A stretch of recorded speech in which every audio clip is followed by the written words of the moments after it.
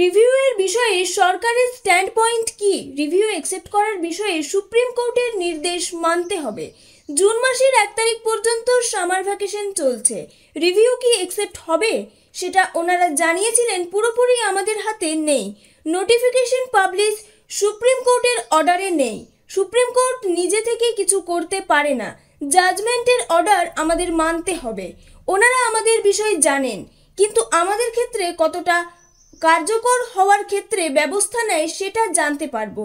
Supreme কোর্টের কাছে যারা যোগ্য সেটা তুলে ধরতে শিক্ষামন্ত্রী মুখ্যমন্ত্রীর সঙ্গে বৈঠক চেয়েছিলাম, সেটা হয়নি। শুরুতেই যেটা চেয়েছি সেটাই হয়নি।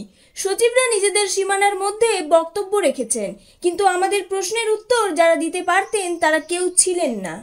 নোটিফিকেশনটা কিন্তু আমরা চাইছি না। এখন গভর্নমেন্টের দায়িত্ব নিয়ে যাতে কোনোভাবে পরীক্ষা না হয়ে নোটিফিকেশন না দিয়ে আমাদের চাকরি ফিরে আনা যায় সেই ব্যবস্থাটা করুক। এ বিষয়ে আরও কিছু কিছু প্রভিশন আমরা বলেছিলাম যে আইন বাঁচিয়ে যাতে সমস্ত যোগ্য শিক্ষক শিক্ষিকা ও শিক্ষাকর্মীর চাকরিটাকে সুনিশ্চিত করা যায়, এই প্যানেলটাকে বাঁচানো যায়, বা অন্যান্য ক্ষেত্রে যদি প্রয়োজন হয় যে রিপ্যানেলের মধ্য দিয়ে, কারণ ওএমআর অথেন্টিক, এটা সিবিআইয়ের যে ওএমআর উদ্ধার করা যে ওএমআর কপি সেটা কিন্তু সুপ্রিম কোর্ট এবং হাইকোর্ট সেটাকে মান্যতা দিয়েছে।